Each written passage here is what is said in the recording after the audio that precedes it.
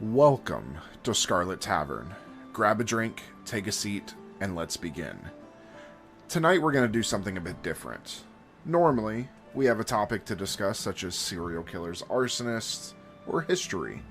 But tonight we decided to try a new format and just talk. So, without further ado, this is Scarlet Tavern.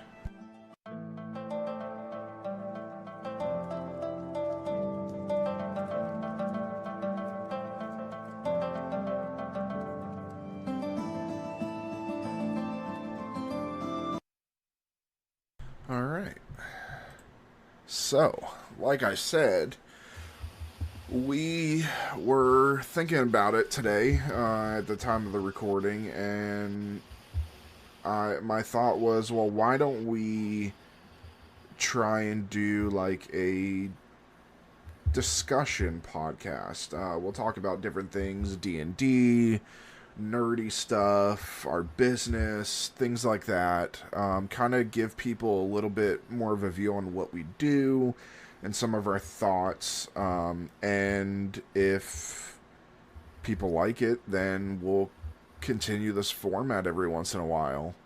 And do some different stuff, bring some other people in, and interview them, they interview us, that kind of thing. So yeah, tonight's going to be a pretty open discussion, just talking about various things, and we'll keep going until we run out of something to talk about.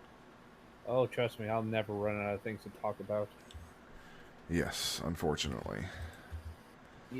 Hey. Um, Alright, well, so I basically fed a bunch of information into the wonderful world of ChatGPT, and had it generate some questions for us to discuss, things like that. So any question that I put in here is, or we talk about, is from ChatGPT. Um, And of course, we still have our own originality when we can, of and we'll think course. of our own questions. Although, let's face it, ChatGPT will soon be our new overlord. Also, Yes. ChatGPT. Yes. Um, that's why I pay it now. Um, all right. Gotta get in early on the ground or our new robot overlords. Yeah. So one of the questions it put in there is, can you tell us more about your D&D business, including what services you provide, unique aspects that set it apart? So, for those that don't know, we have a lot of listeners that came with us just for starting Scarlet Tavern. But Scarlet Tavern exists because of D&D. Um, our business as a whole is called Dam Media, Damedia, Dam Media LLC, and basically that encompasses a wide variety of businesses. We'll get into a few later on, um, but basically we have our D&D side, which is called Dungeons and Magi, and what we do is we live stream D&D.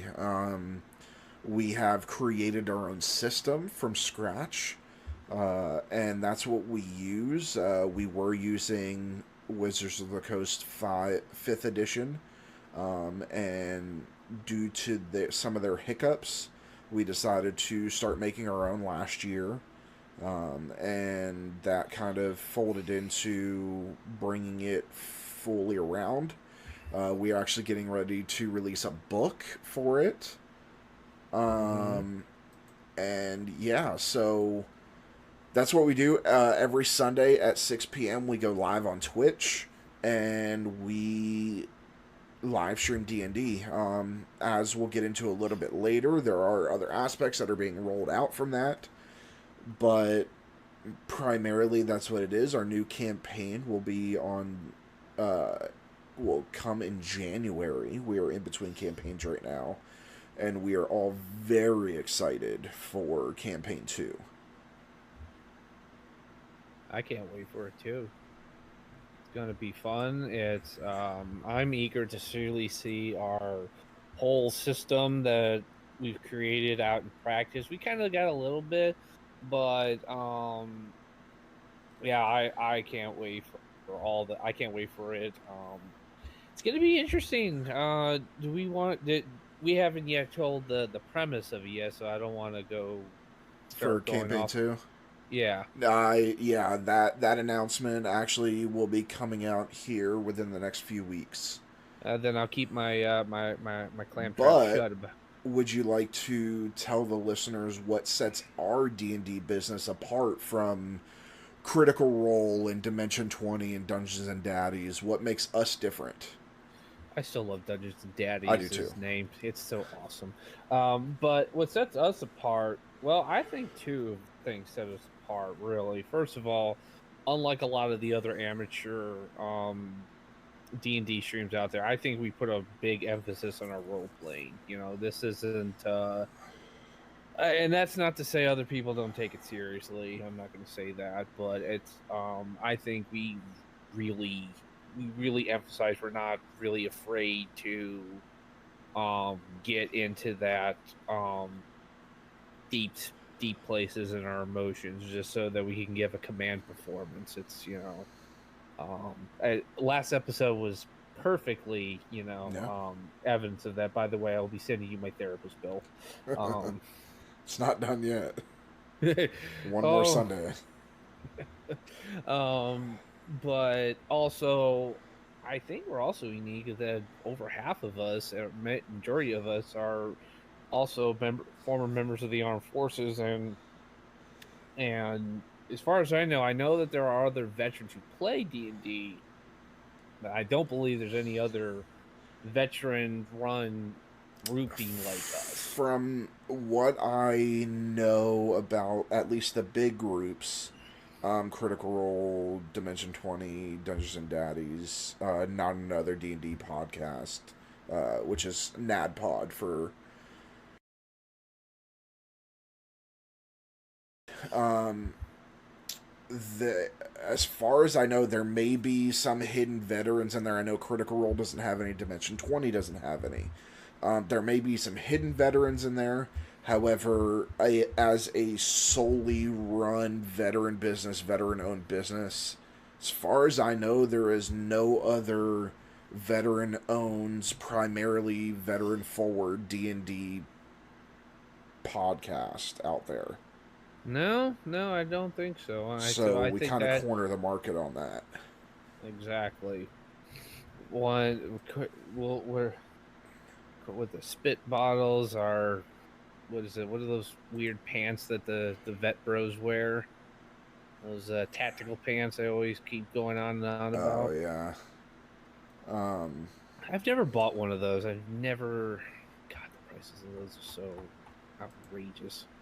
so, um, here's how we'll do it. We'll kind of go back and forth. So, even though I read myself the first question, because you have the questions as well, um, we'll kind of go back and forth. So, the second question I'll read you, you read me the third, so on and so forth. And Mm-hmm. then we'll kind of tune in with our own stuff. So, uh, I will read this one to you and you can answer it. How did we decide to turn our passion for D&D into a business venture? We'll start with the first part. Okay. How did we decide that? Well, it was kind of you who decided it. I just was like, okay, Caleb. Okay. I just, I'll be honest. I didn't think anything was going to come of it, just because ventures like these are just so hard to get off the ground. Because there's always somebody who's just never fully on board with it. Nobody wants to, it's just there's a lot of things that are like any other venture. There's just so much that's aligned against it, but we just did it. And I remember he's like, hey, I sent out messages for sponsors. I was like, okay, that's nice. And in my head, I'm thinking, well, let's see who's going to sponsor us. And you're like, I got these sponsors. I was like, wait, what? We have sponsors? Oh shit, I got to take this seriously now. Yeah, So basically, it started with uh, myself, Ben, and Pam had known each other for what, 4 years now? 5 years? 4 Uh, years? yeah, that sounds about right. 2019. Yeah, that's about. Yeah, 2019. Because it was right before COVID, and right before I left law enforcement. So we've known each other for about 4 years now, and we met. Ben and Pam are married, but I met Ben playing Star Wars: The Old Republic. We were in a guild together. I recruited him, stuff like that. Whole role playing guild. We got Pam involved, and then we created our own guild. We brought in Chris and Kara, who are married. They came in. Then we brought in Elliot, and then the last one to join us was Ethan. And we we actually started with Star Wars D&D. It was a preset module, and it Oh was boy. garbage. It was Ethan wasn't involved yet. We had three other players that were playing with us, Yeah. and it was just horrible. And we played one session. We were like, we nobody was really feeling this. So I sent a I message out was. to everybody, and I was like, do we want to do actual D&D, and I will create the world? And no, there was, out of the people that were playing, there was myself and two other people that had ever really fully played D&D. And everybody's like, we've never done it, but sure. So I was like, I can teach you, blah blah blah. And so I spent the next 2 weeks writing every single day. Um, and I homebrewed a world and created this entire thing. We made characters and we played. We unfortunately had to remove some players. We then added Ethan in, and Ethan is behind me the most experienced D&D player. Um, and which was a great asset because Ethan has helped us write a lot of stuff. Um, and yeah, so we just started playing that, and everyone's like, "Oh, this is really cool. We love it. Let's keep doing it." And I think at the time we were playing on Saturday nights. Um, Yeah, it was. Yeah, it was. we were playing Wasn't. Saturdays, I think, because No. Yeah. we had all the guild stuff. Yes. And then I went to everybody. And I was like, "Guys, why don't we live stream this? Somebody will watch it eventually." And everybody was just kind of, yeah, I guess. Yeah. It's. You got a bunch of, socially awkward people, and Yeah. you want to put us on camera. Okay. Sure, And Caleb. so I was like, okay, let me start making stuff. So I started making the Twitch and all of that, and here we are. Yeah. Uh, let's see, we're going on. Streaming wise, we're going on 2 years. Because we started in November of 2021 streaming, but we started playing the beginning of 2021. But next month we'll be officially on the air for 2 years. So, what have been the key challenges and rewards of this endeavor? Oh. Key challenges? I would say just honestly, really, if anything's really plagued us, it's been technical issues. Yeah, yeah. I mean, most of these streaming platforms are fairly accommodating. It's just our equipment is lacking. Well, and other streams have the advantage of all being in person for the Yeah, most part, or where we are doing everything digital. I only know of one other's. I don't even think it's a stream. It's a podcast. It's We can name them. it's the Ain't Nobody Slade. Now I know they've recorded them, so I've seen like videos of them recording, and they all appear to be remote like us. Like I see like cameras and stuff, but Yeah. I've only ever heard them on podcasts though. I've never seen them on Twitch. Again, I've never really searched them on Twitch, Yeah. but I've only ever heard them on podcasts. So that's their thing where they don't have to necessarily worry about, oh my god, the cameras and everything. For them it's just second. That's just almost seems like it would be secondary. Yeah, and I agree that one of our biggest things has been technology. We have been trying to figure out how to get everything working, give people the best quality possible, but still maintaining our distance between everybody. It's going to be a little bit easier here in the next few weeks because Ben and Pam are moving to Kentucky. So it'll be half of us will be in person, the other half won't. Um, I also think the biggest challenge is, for me at least, doing this and being the CEO and all of that, is self-esteem. Saying we're, especially compared to Critical Role, Dimension 20, we're nobodies. Oh There's yeah, unfortunately. even before they had their D&D podcast, they were all famous. They are Mm-hmm. all actors. Even Dimension 20, they all had college humor before they did Dimension 20. So the only ones that weren't famous before are like Dungeons and Daddies.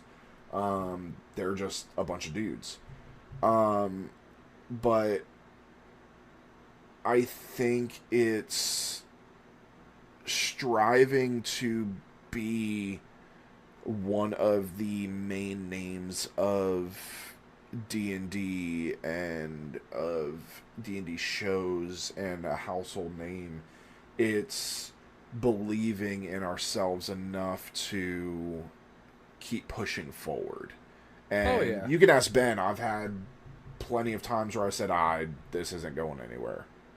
Oh yeah. No, and we just had to kind of push you along and just like, no, no, no, don't give in to that. Don't give in to um into despair. And I think that's really what kills companies and people like and entrepreneurs like this is that they just like, no, this isn't going anywhere. We're never going to be any of those podcasts that you've just mentioned. And and frankly that's okay if you're not like that, just because I mean It's not for everybody. it's not for everybody. And on top of that, it's okay. I mean, there's plenty of other there's always other places that have their own little place in it, and then they're just happy.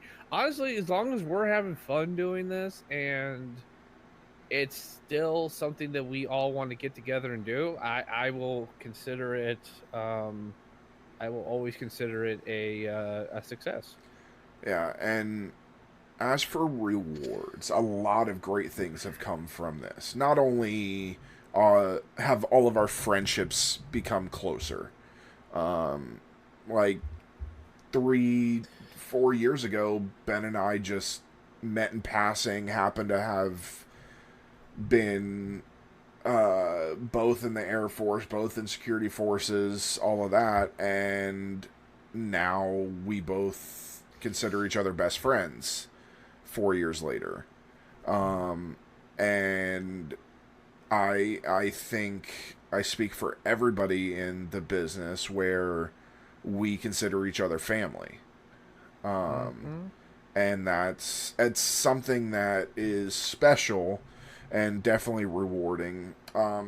For the other stuff, if I wouldn't have gotten into this, I would not have been going to Origins and Gen Con. Like, I've been going to these big conventions and being able to talk to sponsors and Gen Con, I got to meet one of our sponsors face to face for the first time.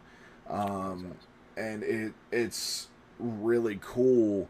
And then the sponsor thing, I mean, it's awesome. I mean, we have amazing sponsors. Um, we have been sponsored from little creators on Etsy to big names. We have a ton of Etsy creator friends that have given us stuff. We currently have a partnership long time, probably for the rest of our existence, as long as he stays in business, with Dungeon Crate. Dungeon Crate is an amazing subscription box, and you get really cool things out of their Oh yeah. stuff, really useful things out of their stuff.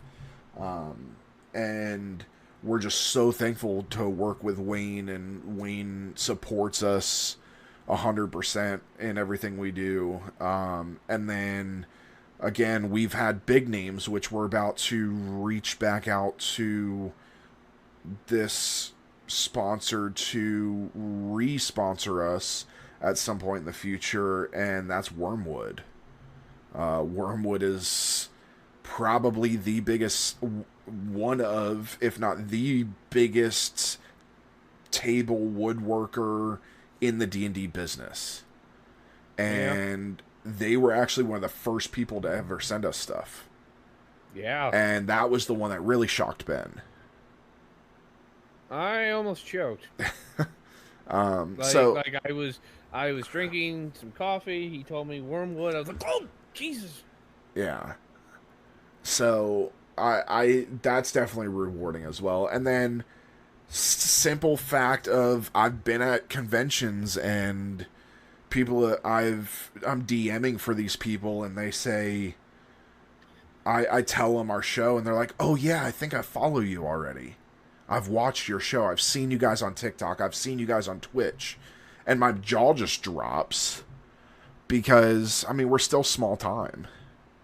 Yeah. Like, we're not, Yeah. again, we're not Critical Role. We're not Dimension 20. And do we want to be? I would love for us to be at that level. Jesus. I would love it. Oh, that would be great. That, for me personally, now, I think we are successful as a business now. But for my personal goal is not to be rich and all of that. If we had money, yeah, that'd be great. It would solve a lot of problems. But I don't necessarily even care about the fame side of it. And I'm sure we'll talk about this further in this discussion, is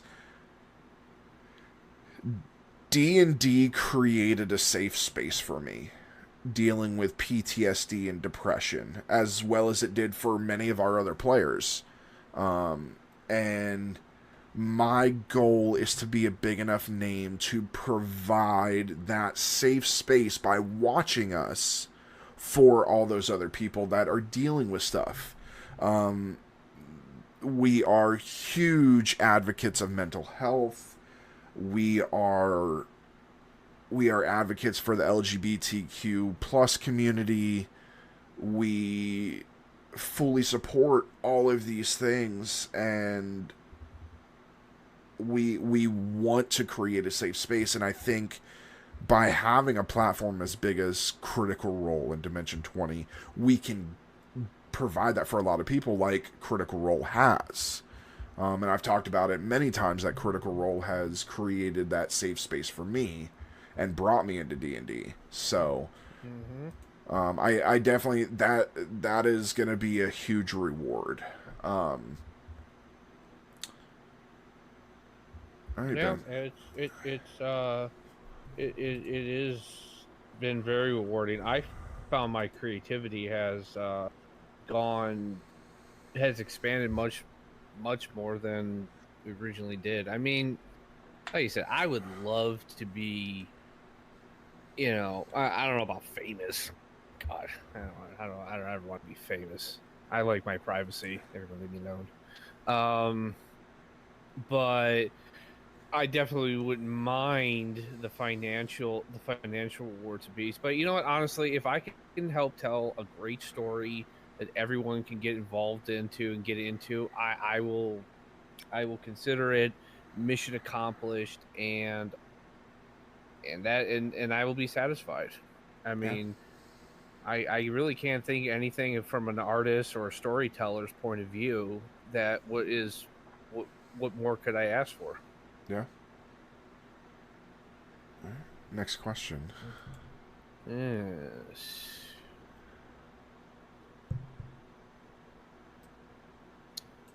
Oh, that one. Okay. Yeah. So Actually, you have I to do want to know. both. You have to do both of these because I created it. I am constrained. Too constrained. I'm joking. I don't care. So what made you? I'm always curious about this. Chat GPT is reading my mind again. Thank you, AI overlords. Um, what?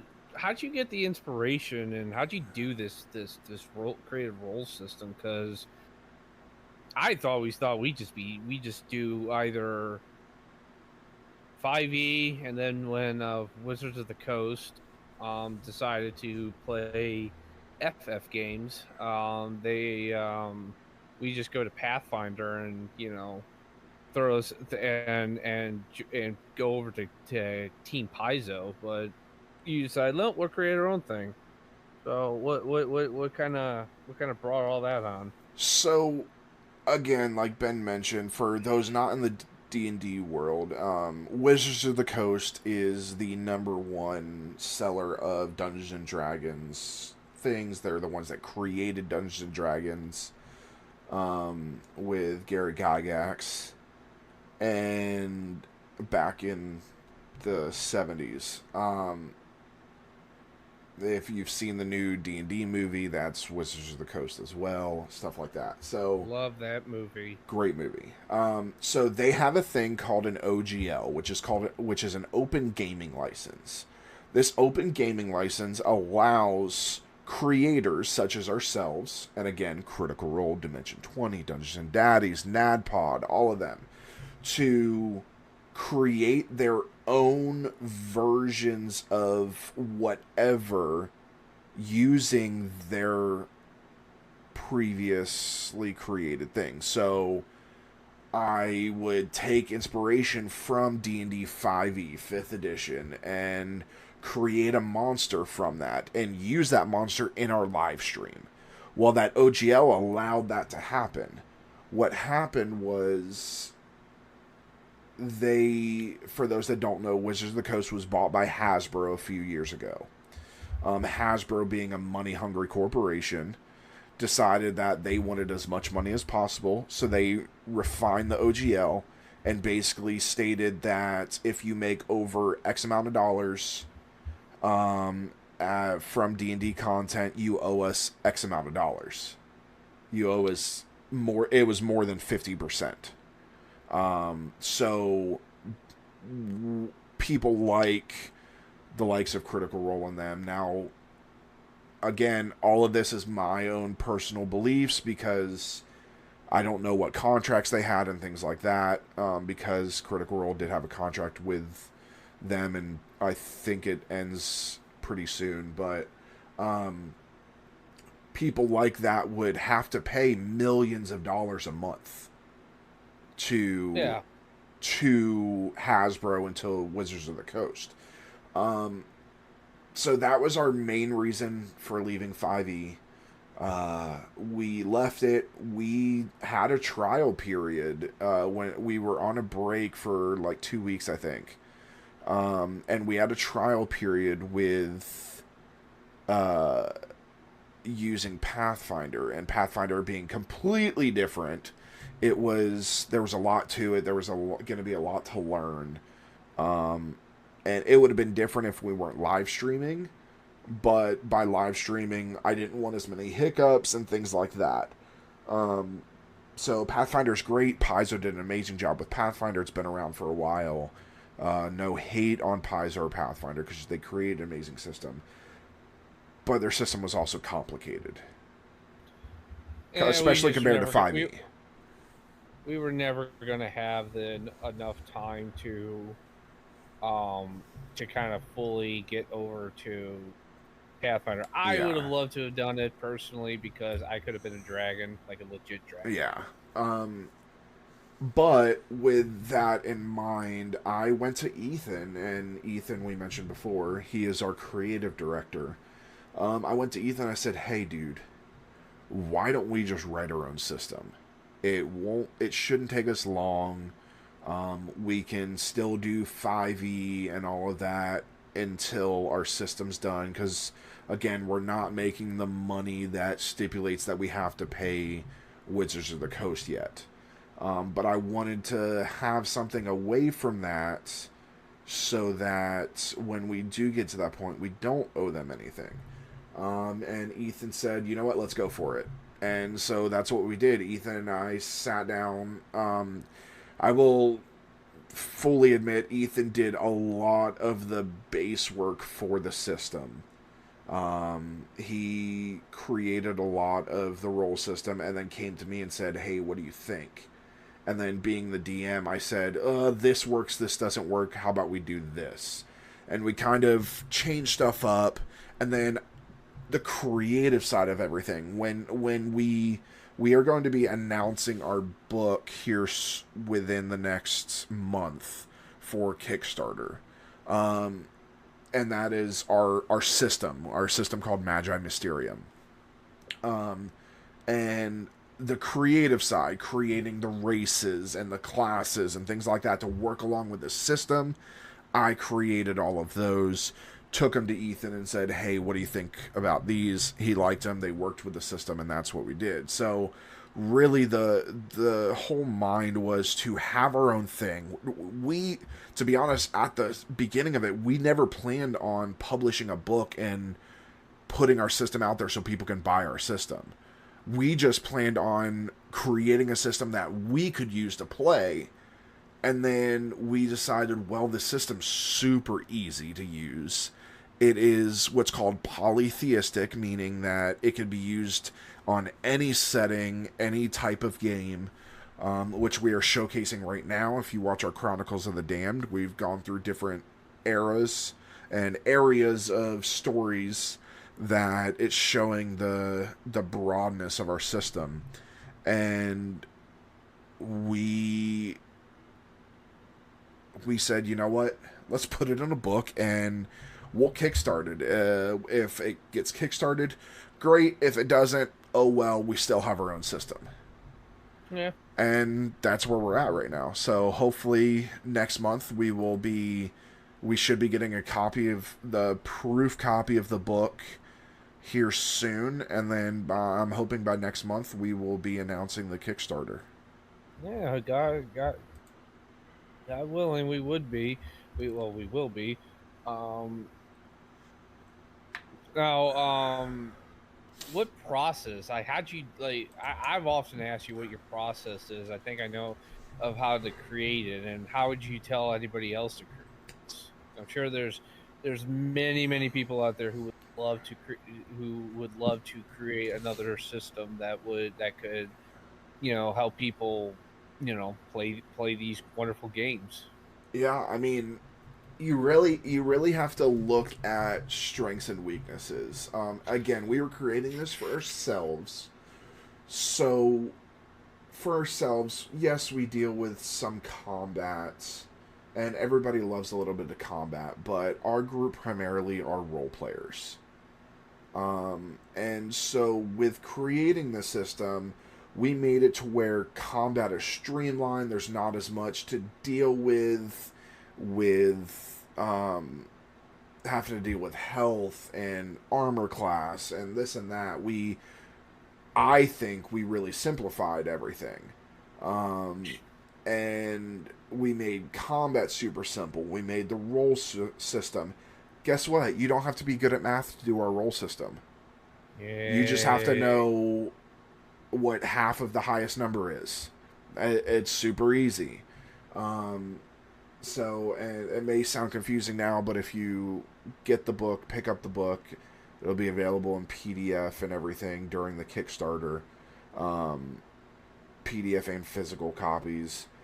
It'll make sense. But really just look at what is gonna.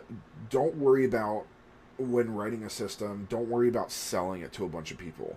That's not what Gary Gygax was trying to do when he created D&D. He was, for those that don't know, and I don't know if you know this, Ben, but his wife thought he was having an affair. So he would leave every night and leave out of the house. So she thought he was having an affair. So she followed him one night, followed him to a friend's house, and he was in a friend's house playing D&D in the basement. And that's where he created it. She jumps down. I could bet you any money. Aha! I caught you, and he thinks it's roleplay. I didn't steal that bag of gold. But yeah, she thought he was having an affair. Turns out he was just creating D&D. But he did it he created it as a thing to play with his friends, and now of course it's huge. So that's what my suggestion is, and that's what we did at first. We decided to do something that fits us, and then when Ethan and I said, "Hey, let's go ahead and publish this," then we started to make tweaks of, okay, what's going to make the most sense to everybody else. And then that's kind of where we figured out, all right, well, people like combat still, so we figured out the combat side. Well, this is for the RP side and this and that. So really, it's just figure out what works for you. And don't copy other people, please. No. Please. God, I hate that.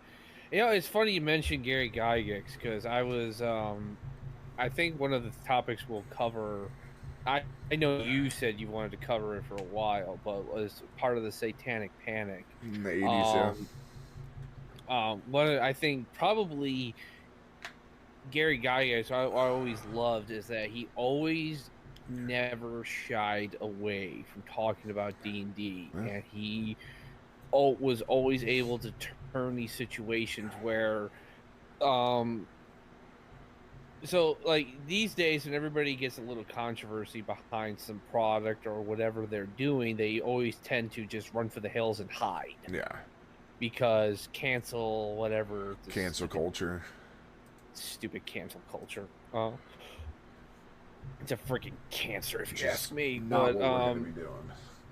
No. But Gary Gygax actually, he took an opportunity where people would have been like, oh, you know, don't get out of there, just stay away from this, and promoted D&D and actually explained it to everybody, and actually was able to get everybody away, you know, to stop like, oh no, we're not Satanists, we're just a bunch of creative people who create fantasy worlds in our heads and do everything.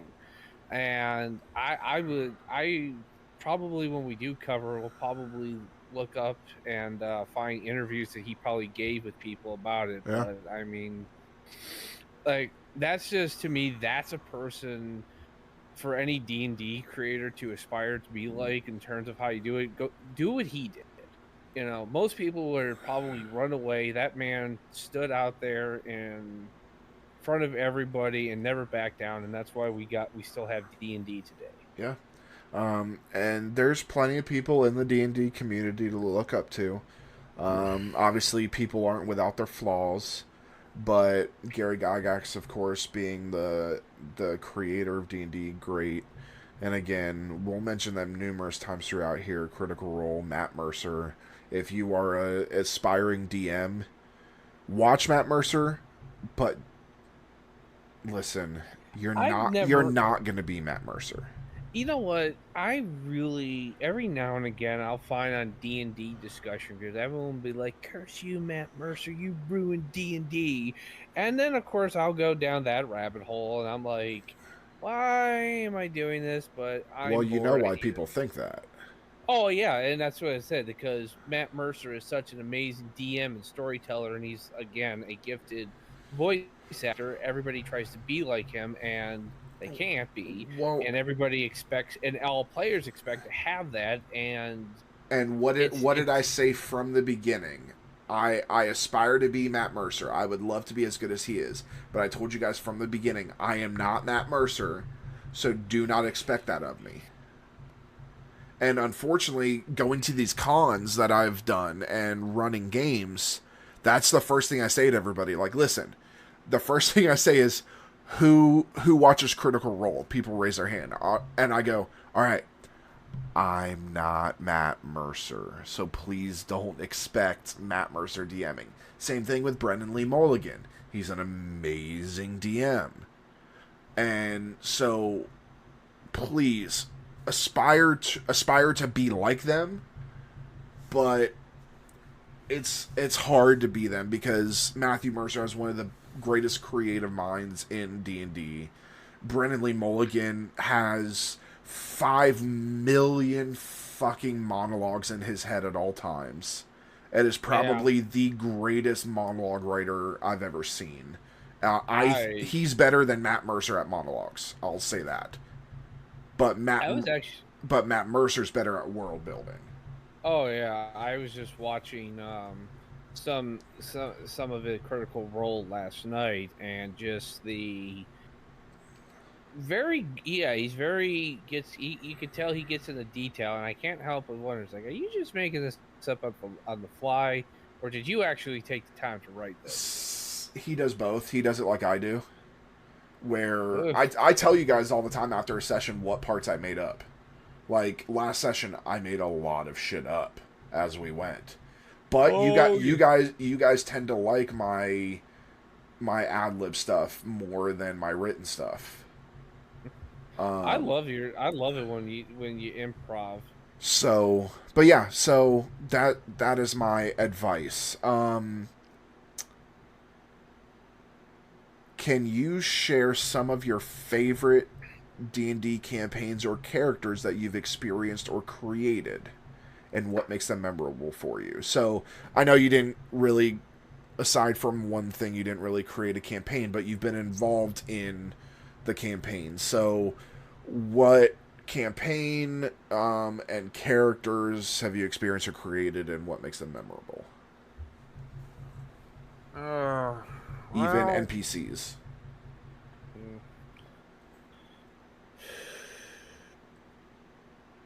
Belvis was always interesting when I character created. He's the one where Belvis was a phenomenon in terms of stats, just the get go when Belvis was being created. So he was created under 5e, under D&D Beyond website. So I didn't. I think I was still just using um the D&D virtual dice. It was that way in the beginning of it. I don't even think I had really gotten any decent dice sets. At least not the ones I currently have. So I just kept rolling, and I got, for everything, I got 18. All stats. So usually anyone who's out there knows that you always use, like, oh, I hope I get at least a few things that are decent. I actually had to stop and live stream it, and with you, Caleb, and I'm like, Yep. I need you to watch this because you're not going to believe me, and I don't want anyone to think that I was fudging numbers or just straight up lying. And you saw like the last half, 18, 18, 18. I was like, I don't know how the hell that happened.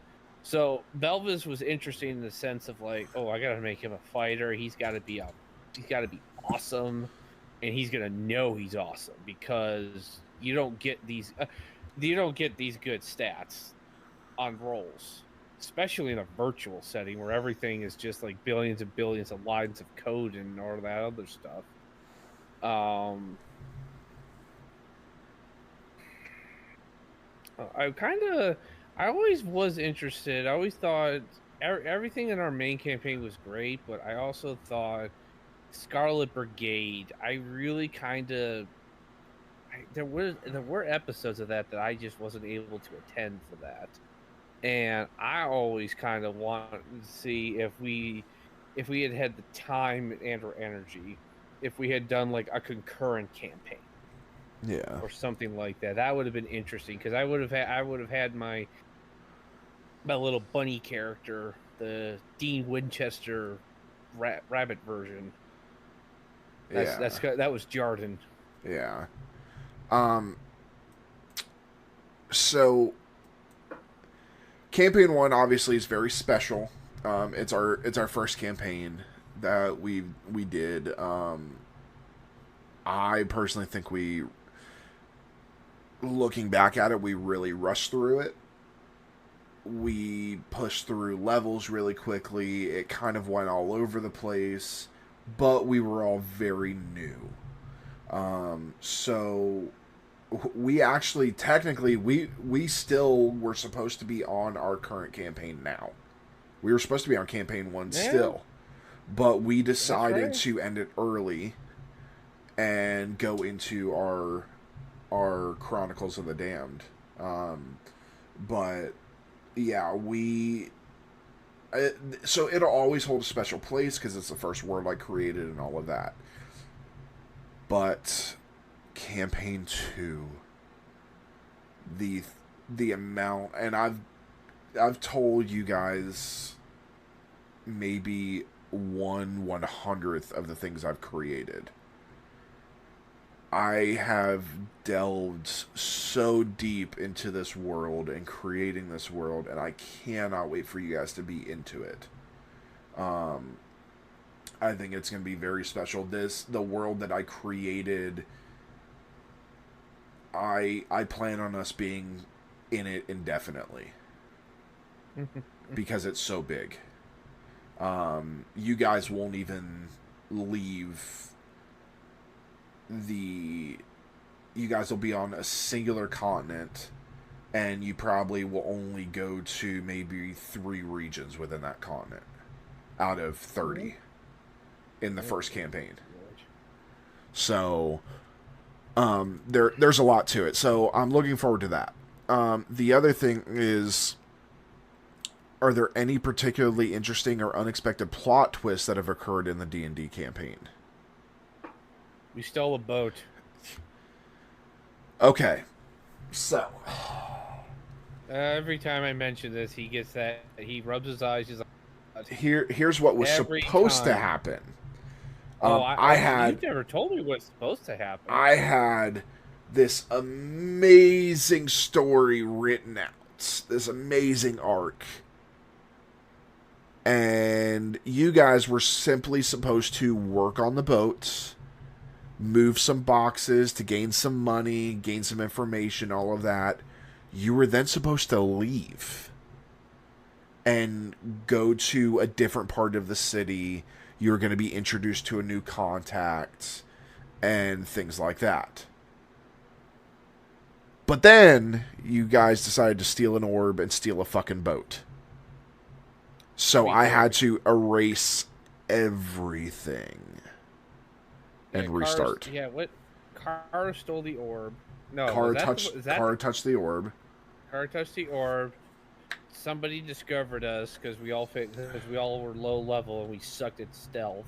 Yeah. And we just staged well, I can't really say a mutiny Because but... you're not part. You weren't part of the fucking crew.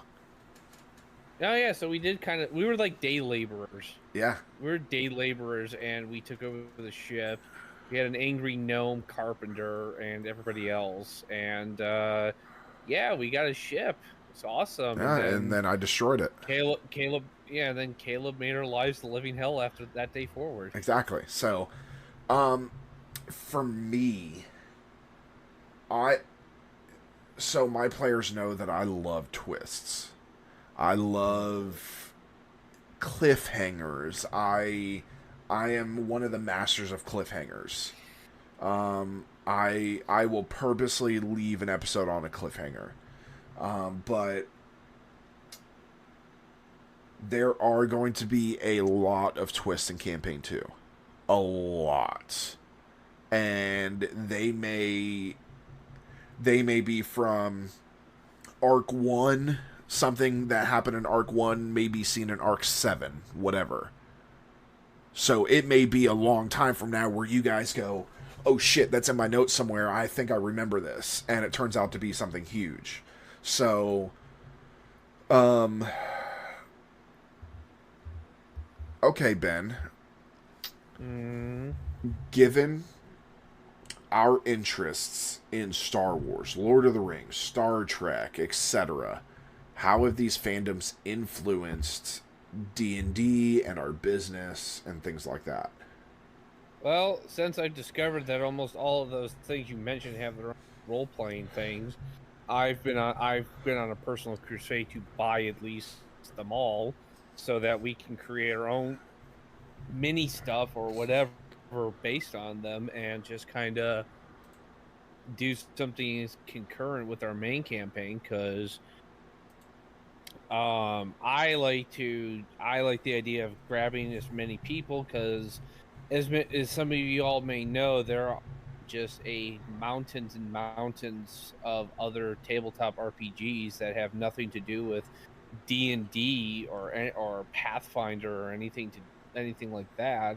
And I have, again, I look at them like, this is awesome. Why aren't we doing this? We Yeah. need to do this. And I all I had to do was show Caleb and be like, look, we can do this. Like, um one of my favorites that I'm really eager to get into is it's a tabletop RPG called The Hollow Earth, where it's like a pulp adventures that's where you go and explore the interior of the earth with dinosaurs and Atlantis and you fight Nazis and stuff like that. I mean, it's a rip roaring adventure. Who doesn't want to do that? And how about we mention our newest sponsor who sent us an amazing book? Oh yeah, why don't you tell them, Caleb? So, let me pull up their stuff really quick. Um, hold on, let me find it really quick. Yeah, I personally was when he told me he got them. I'm not gonna lie, everybody, I fangirled because I love these guys. This is something I've been interested in, um, and I have always wanted to, and I love this genre of role playing, and I can't wait to get into it. Alright, so, our great friends at Monty Cook Games sent us the amazing book based off of a podcast called Great Old podcast. Gods of Appalachia. Great podcast. If you've not listened to it, go listen to it. Being here in Kentucky, we are right on the outer edge of the Appalachians, and where this is technically runs in the central Appalachians, but it is an amazing podcast. I myself have actually put my name in the pot to be on the show. Hopefully, I get cast at some point to do that. I have some audition stuff in with them, because they are all voice actors. But they sent us the role playing game. I cannot wait for us to play it. We just received it a few weeks ago. It is beautiful. It's amazing. Yes. Check them out, MontyCookGames.com. You'll find Old Gods of Appalachia. Look at the artwork. It's amazing. You can see the It's artwork beautiful. right from their page. And if you like the Cthulhu-esque, but bits of establishing some real history, real lore, because the Appalachians are full of haunted lore. You'll like Old Gods of Appalachia. So thank you, Monty Cook Games, for that. That's one of the other ones we're getting into, and then of course our friends at Modifius that we're going to be getting a few things from. That I made friends with. They own Fallout, Star Trek. They had Conan for a while. So there's quite a bit that we're going to be throwing in and doing maybe some Patreon episodes for playing those games, things like that. Um, Now, as for specific elements from the franchises, I have thrown some in just this past few episodes. I've thrown some stuff in from some of my favorite. We're doing a 3 episode horror series right now, and let's see, I hit Doctor Who with the Weeping Angels. I hit Ghost Ship. I hit what else? Oh, Shining. The Shining. I have more coming. So we did a sci-fi episode that was based off of Mass Effect and things like that. So all of this stuff in some way or another does play into this. We're not obviously copying them directly, but there's hints of that because we like to showcase our fandoms. It's And we don't like to get considered. exactly. So let's see. Um I think we already discussed this. So, how about we do this? Okay. Go ahead. Discuss. So, let's say we're talking all this nerdy stuff. We're talking all this great stuff.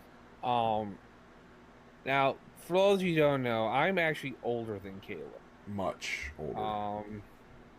Fuck you. I'm 35 years old. I'm not ish.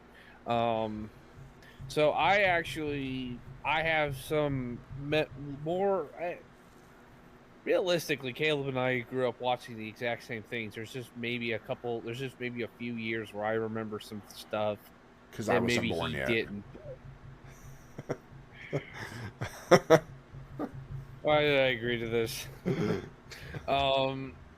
But so there's a lot of nostalgic TV and franchise moments from some of our shared franchises that have been out there. And so now I'll start with you, Caleb. What would be some of these what would be the ones that kind of have a lasting um impact on you in your life? So, I'm going to kind of branch off from the main 3, technically 4: Star Wars, Star Trek, Lord of the Rings, Battlestar. Um, I'm gonna actually reach out. One of my favorite shows that I still watch to this day every once in a while, growing up, was Power Rangers. Mm-hmm. As and because I'll So one of my favorites growing up was Power Rangers SPD, which was they were police officers.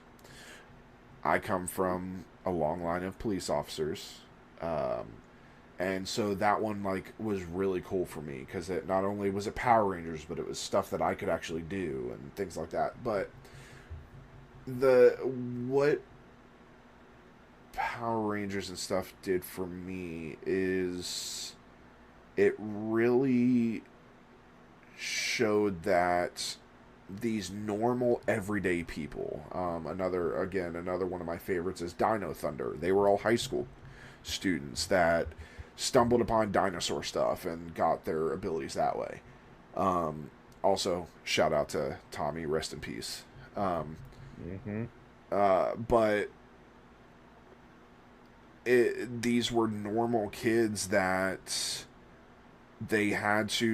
they had these morphers that gave them abilities and special things, but they still had to figure out how to navigate everyday life, their normal life, with being a hero. And we see that a lot in Marvel and all of that. I think nowadays Marvel and DC have gotten so glorified where There, they only show the heroic side. They don't show the struggle. Like if you watch Now, like one of my favorite shows that I've been watching is the new Superman and Lois, because it does show both sides. It shows the struggle of Clark Kent and Lois raising kids and things like that. That's something that we've strayed away from because everybody just wants the action. They want this. I, deep down in my soul, I'm a storyteller. I prefer TV shows to movies, because a movie, you've got an hour and a half to maybe 2.5 hours to see the development of a character, and then that character you're not going to see again for another 3 years till another movie comes out, if it ever comes out. Where a TV show, you watch it from the beginning, you you find a character. Everybody has a character in every TV show that they've ever seen that they connect with, and Yeah. you grow with that character. Whether you grow to love them, whether you grow to hate them, you grow with that character. And then, prime example, Supernatural, one of the greatest shows ever Uh, written. I have watched Supernatural beginning to end 15 times. I watched it every time a new season came out, from beginning to end. However, I refuse to watch the season finale more than the one time I already did, because it made me cry. But, um, but so watching Supernatural so many times, like, I can tell you every Supernatural lore possible. But growing with Sam and Dean and seeing this character development, and then with that, growing with Jared Padalecki and Jensen Ackles, who play Sam and Dean, growing with them and watching them grow as actors and things like that, like that that is really big for me, and it's what honestly what I strive for in our campaigns and in our show. Is it like, Ben, you started watching campaign 2 of Critical Role and the live action stuff, and I'm sure you're getting to the point where you're starting to pick your favorite character. I know you said you love Jester, and oh, you're starting to pick your favorite characters, and you're going to start growing with them and see all of that stuff. And that's what I want from our campaign. So I'm taking a lot of the stuff I learned as a child watching these TV shows and placing it into this, and writing something where you guys as players fall in love with the world, which will in turn make your characters fall in love with the world, which will then make every viewer fall in love with your characters in the world. So, yeah. Yeah. It's ah, what show? I love Supernatural. Trying to show I I mean, I can't really think of any specific show that's really kind of, done that exactly for me. Just there's really so many that have just inspired me. the next generation. What Star Trek? You know which one actually, if I had to pick, because I am a huge Trekkie. Caleb is not. I'm more of a Star Wars fan. Star Wars is premier to Star Trek. I like them all.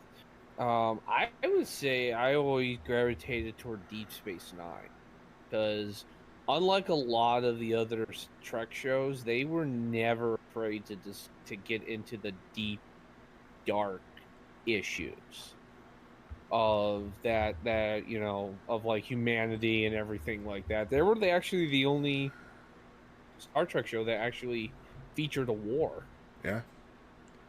and I still looking out to say everyone was like, that was the worst thing ever. How could they show war in the future? And it's like, oh my god, it's like, did you all just believe everybody would get along? Yeah. But that's what I've always loved, when I just trying to get into these really deeper topics of um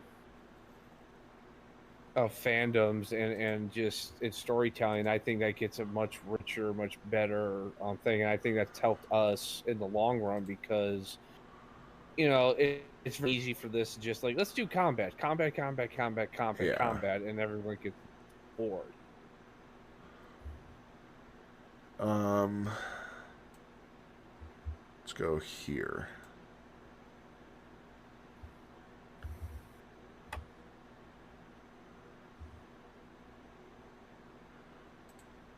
So So, go ahead. I'll let you go ahead. All right. So, are there any upcoming projects or collaborations related to D&D, the business, things like that? So, we have a lot of things in the works. We'll talk about some now. There's going to be some that we'll save and we'll do an official announcement for. But exciting stuff is, I've talked about it before, we are going to, in the next month or so, be kickstarting our book.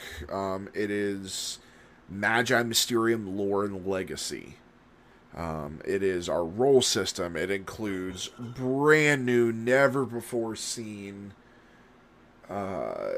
races and classes. I have created everything from scratch, from the ground up. We will have some stretch goals in there, including more books, like a monster manual and things like that.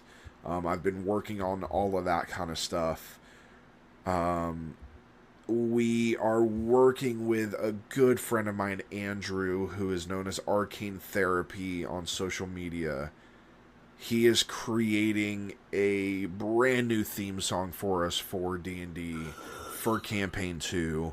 He's writing that for scratch, and he's doing it out of the kindness of his heart. So thank you, Andrew, for that. Thank you, Andrew. And I will say we can announce this. We have decided it'll be coming out within the next few months, at the very latest by the beginning of the year. We're hoping to have it out before Christmas time, but it is an amazing thing called Raven and Rifle Outfitters. We have taken our love for D&D and our love of being veterans and combined the two. And we are creating very unique clothing, hats, beanies, hoodies, all of that kind of stuff. And it's basically what you see with those other veteran shirt companies that have the funny sayings and stuff like that, but we're mashing it with D&D so that both sides can have something amazing to wear, something both cool and funny. So we're super, super excited to start with that. And then another thing that we have been working on is we're starting a gaming company. So right. not only do we have our publishing company that is publishing the books for TTRPGs, which is called Raven's Quill Press, but we have Ull's Fate Games, which will focus on dice and card games, and board games. And we have been working on a dice game that I've had in the works for about a year and a half, and I have now gotten everybody addicted to, called Dual Fates. And that one, you're gonna be able to have custom dice and super simple, super easy to play. So we've got that coming out, and we have a laundry list of things that we want to accomplish within the next year or so, and things that we'll be announcing throughout next year as we get to them. Yeah, it's good. Ull's Games is going to be fun. These are games that have been played for, in some cases, these are also games that have been played for thousands of years. Well, hundreds, thousands of years. Some thousands. Um, um, and even some that are even fairly recent, still old, but still fairly recent. And sorry, I had to move my microphone there, folks. I hope you heard me. Um, most of these games are also the origin of some of the games that we play today. Yahtzee, Chess, Yahtzee, backgammon. yeah, Chinese Um, checkers, yeah. Sorry, even the one game I showed yeah. Caleb is pretty early. Looks like a combination of Sorry and backgammon. Can't So wait to make that one. yeah, we've got a bunch that we're gonna make. Also, one last thing on this topic is Brokers Forge dice. We are doing our own dice, custom made dice, for D&D, also for some of our games as well. But if you are a D&D player or somebody getting into D&D, we're gonna be launching some custom dice. We will announce when all of that goes live as well. So we have a lot of things in the work, and I'm so happy. New content will be coming as well. We are going, once Ben and Pam move here and move in and get settled, we decided that we are going to start releasing more content, in the fact of not just showing our show, um, but we're gonna do original creative content. One thing that we're working on is called the Feast Network, which is our play on the Food Network and cooking shows, but turning them fantasy. So we're going to be doing a lot of original content with that too, in addition to a few different things of content. So we're excited for that. Oh yeah, it's gonna be fun. We're gonna have lots of stuff, and might see us a little bit more. Now that we have people on there. Um, yeah, even here in the Scarlet Tavern is going to be probably trying to get to a lot more interesting topics. You may even, if we're able to arrange it, maybe even doing a ghost hunt or two. Because Yeah, hey, guess what? There's a lot of spooky stuff here going to be down in Kentucky and southwestern Ohio, and even in the Appalachian Mountains. maybe Uh, Ben and I will go camping in the Appalachians. I would love to do that. I don't think we're ever going to get my wife to go do it. No, That we won't. But one of the other things I want to that we're going to start doing too is Pam will start coming on Scarlet Tavern every once in a while if it's a topic that interests her. But I feel like we're going to do a little bit more of what we're doing now. Bring in some. I have plenty of people in the D&D community that we can bring in an interview and things like that. So, and who knows, maybe we'll be able to bring in somebody big one day yeah, to talk about D&D with and things like that. So, yeah, so be on the lookout for all of that stuff. yeah. Let's see here.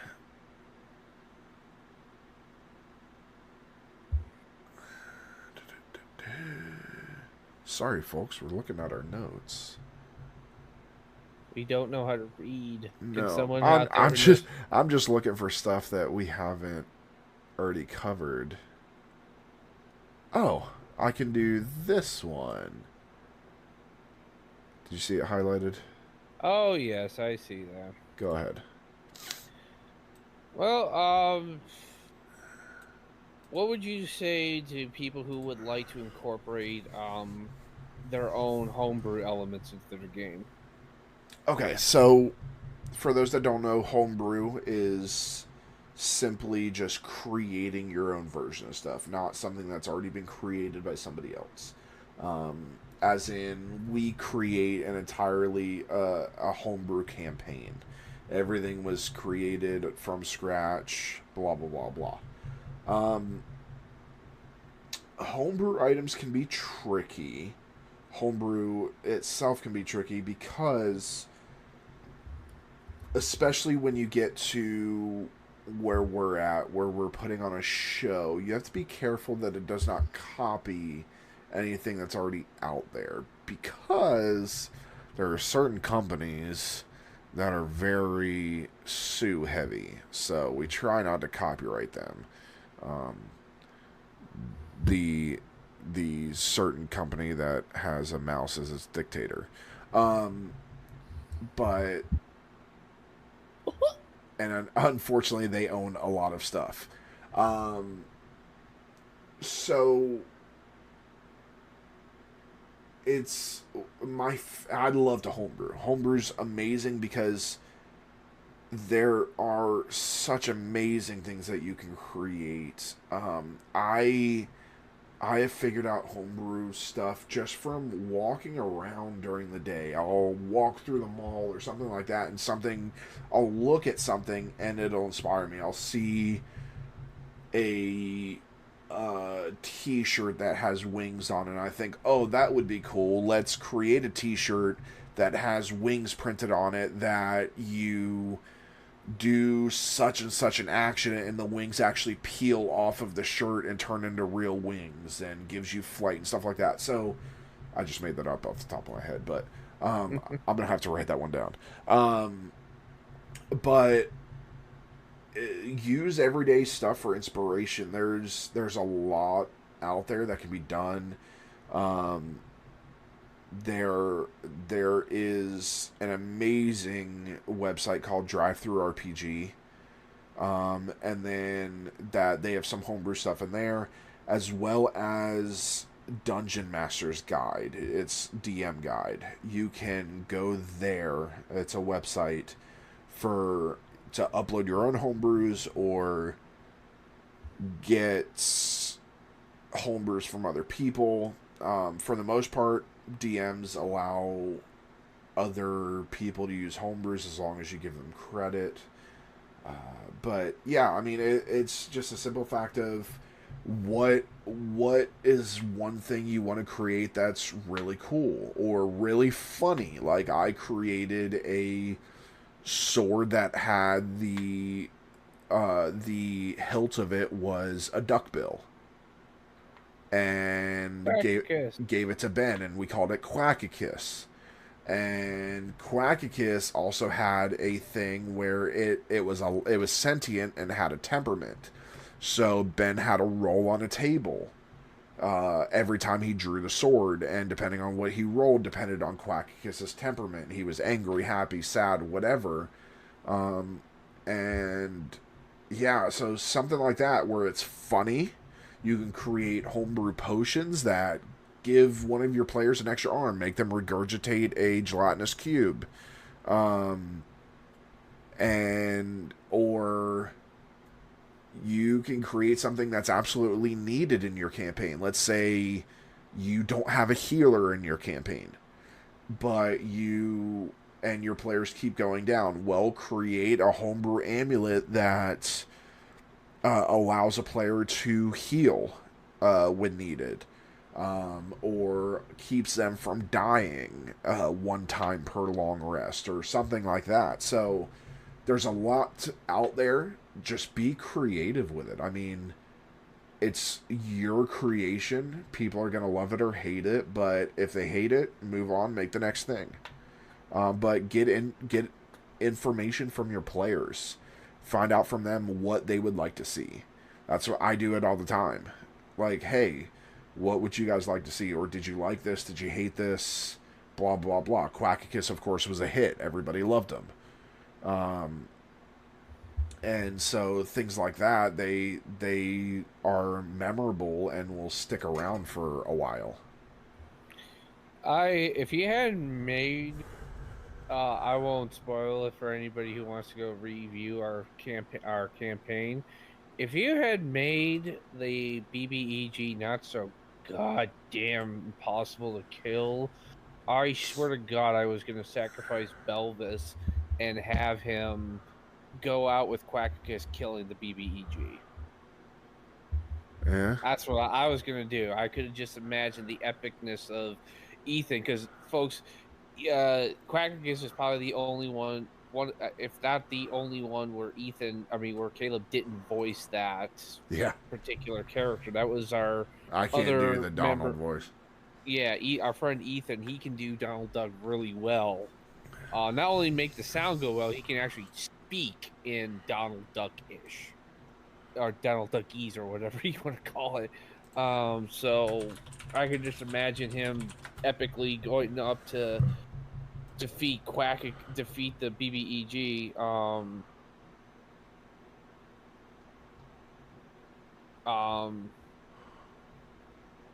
and just going, or I can't see, I can't do Donald Duck. You Yeah, can I hear. can't do Donald Duck. Yeah, I don't see it then. It's the Phantom stuff. Give us a So moment. okay, I'll just ask it. So, we were talking earlier about all this the collaborative. Well, that's why, because I don't have access to the notes. I can just look at it. Oh, oh well. Thank you. I love the trust you've given me. Um, what of all of our things, these things that have inspired you and I to be creative and do everything, um, of all these great shows and all the fandoms in there, what has um That one what has is one of editor. the best memories you have of these, Of some of your favorite fandoms? stuff that of the fandoms. Yeah. Um,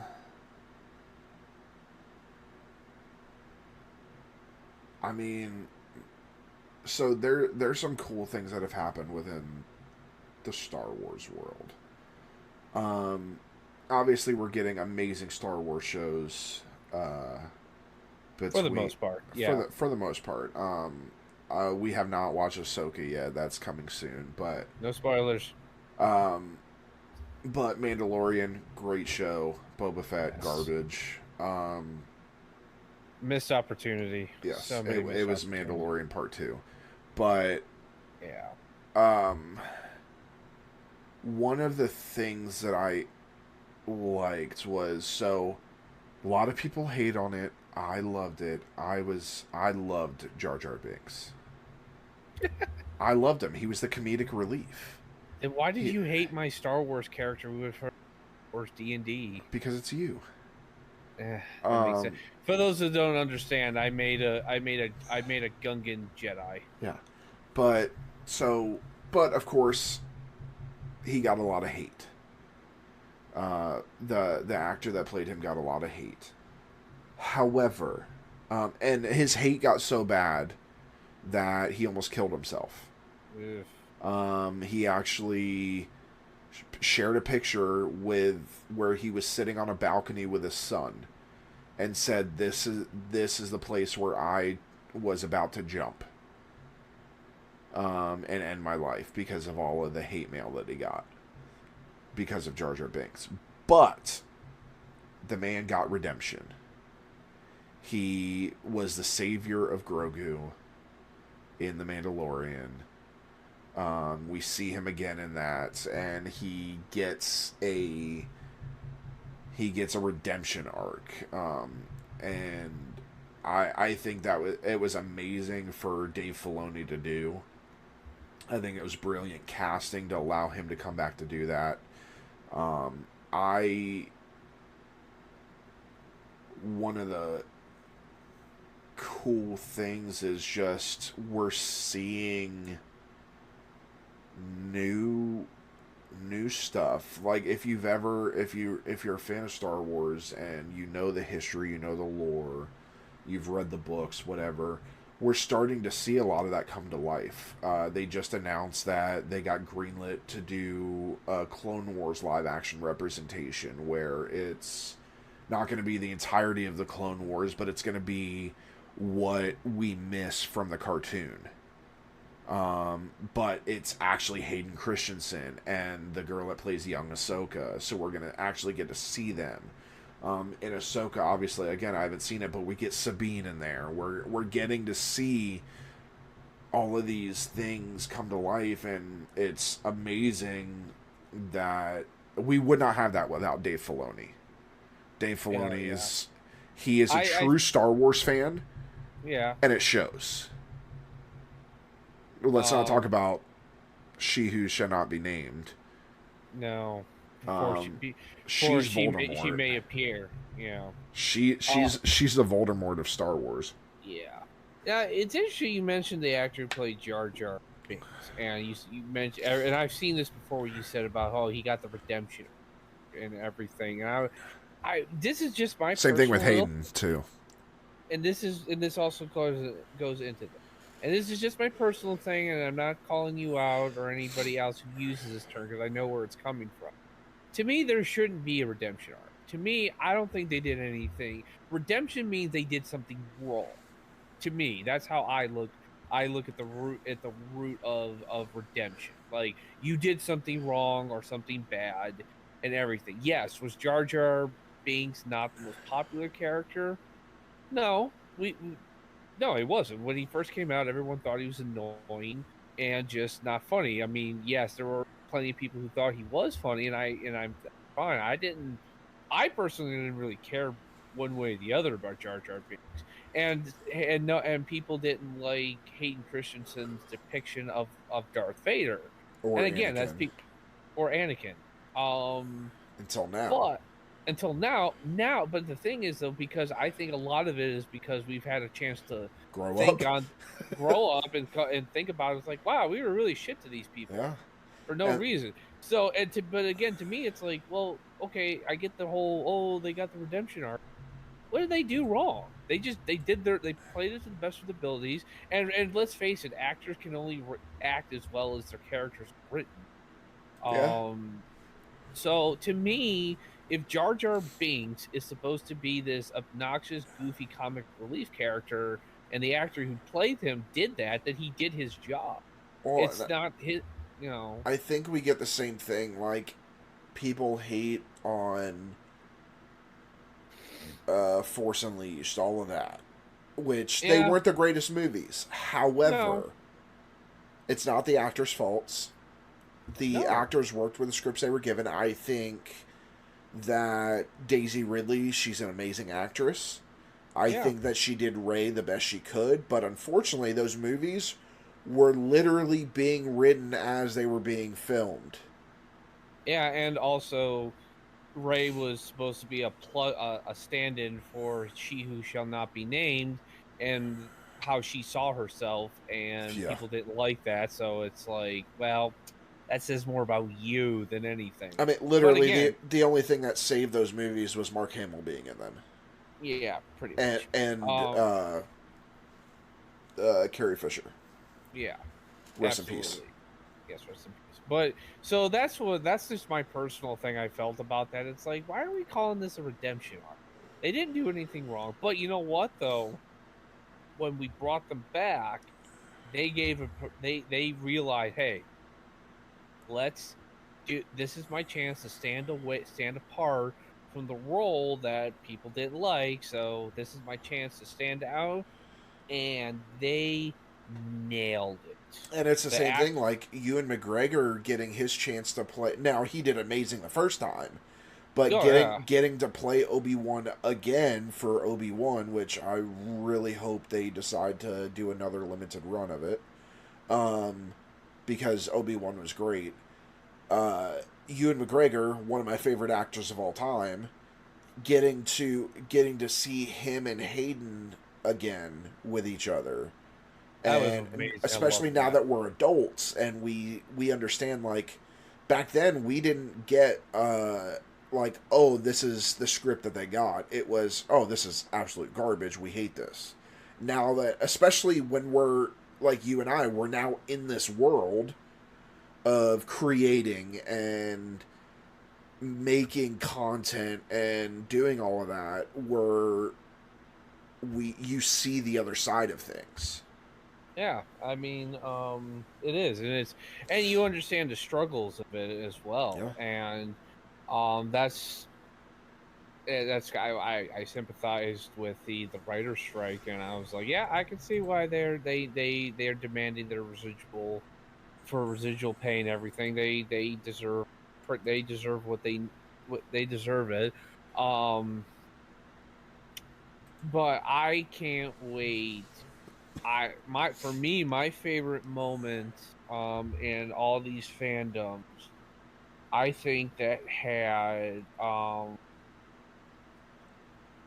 I would say now it might surprise you, but I would say like a moment in a fandom that stands out for me, and in turn you'll also appreciate it because it's a great twist. So for anybody out there, if this is going to be some spoilers, but the show has been out for literally almost 15 plus years, so at this point, I don't Screw feel you. guilt. Yeah. Um. So in the new version of Battlestar Galactica, you've never seen that, right? The new version, yeah, Yeah. Okay. So do you remember when they first arrived to Earth? yeah, First, like the first Earth. yeah. And it's this beautiful moment. They've had all these trials and tribulations. They everything is like everybody is just all the past BS that's gone on in that show and all the effed up stuff. And it's just this great, we found Earth. It really was real. Yay. And it's a beautiful thing. This great, beautiful, epic music is playing. I'm telling you, like, I choked up. I was like, oh my God, this is so beautiful.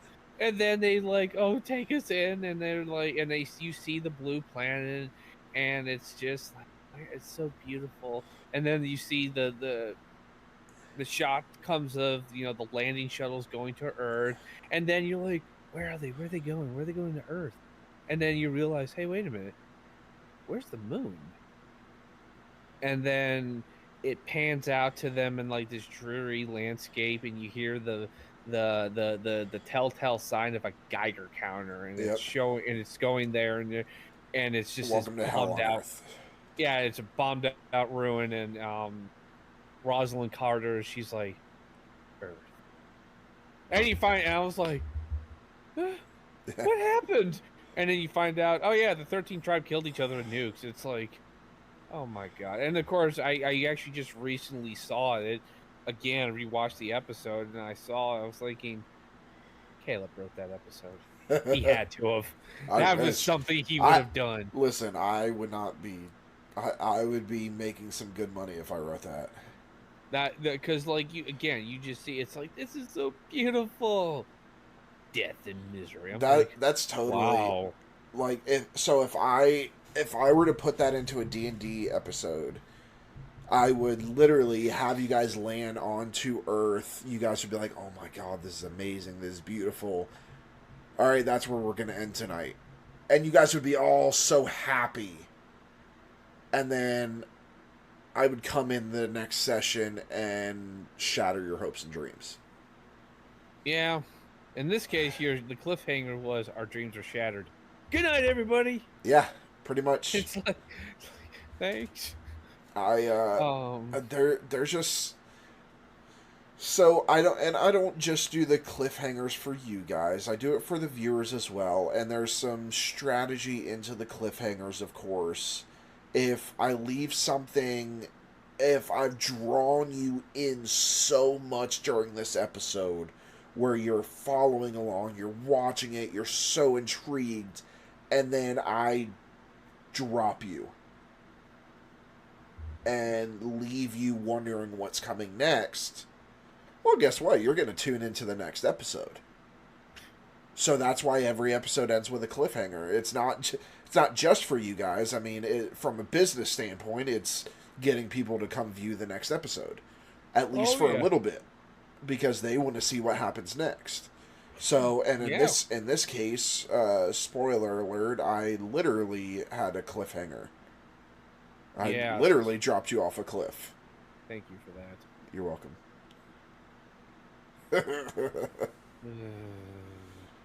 But yeah, so So now, what was this?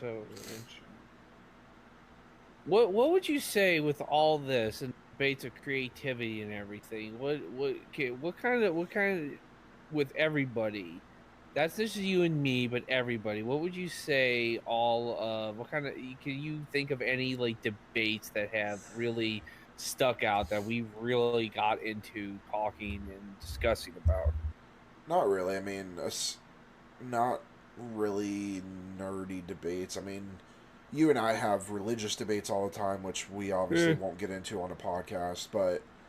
Um, but really, we don't have any because most of us are within the same fandoms and have the same views of the fandoms and things like that. So we really haven't had anything like that that I can think of. No, other than the quintessential one that I'm sure any Star Wars fan, especially Force user fans of Star Wars, will be like, "Oh, what constitutes a great Jedi?" Yeah. Other than that, are they and a deviant of that? Are they canon or not? But I'm God, we could have a whole podcast episode on that topic alone. Yeah. So, but yeah, I mean, with so this episode was kind of a open discussion, D&D fandoms, things like that. Um, Now this obviously goes to Spotify. Um, this will also be an Apple Podcast. It also goes to our YouTube now. So for anybody listening, um, if you guys like this kind of episode and want us to do this every once in a while, bring other guests in to talk about stuff like this, or you have specific questions for us and things like that, leave us a comment on the YouTube video, or you can send us an email. You can send us an email at Dungeons and Magi, DungeonsAndMagi,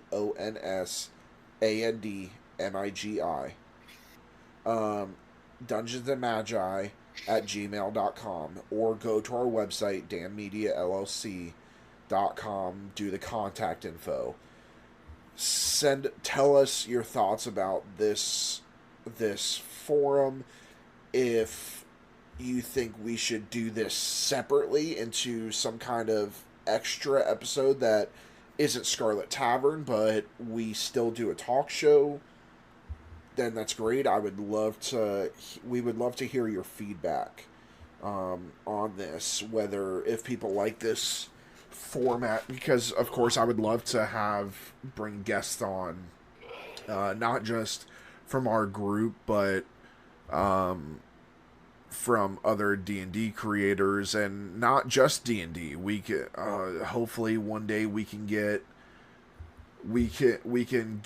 people from all walks of life to come in and we can talk to them and things like that. I was watching interviews of some of my favorite YouTubers today, and that's kind of what sparked me wanting to do this.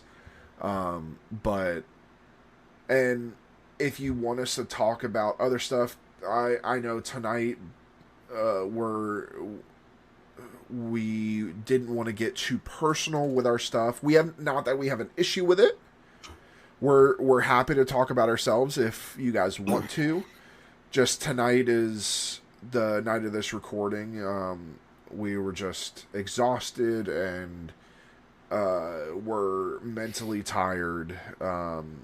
We've got a lot going on with the businesses and personal stuff, so we didn't really want to get into the personal side of everything, but that's something you guys want to hear, where we talk about our various religious beliefs, we talk about our upbringings, we talk about this and that, and bring other people on to do that as well. We will. So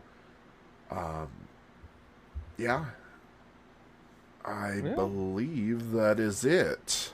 That's all the time we have for tonight. So, with that being said,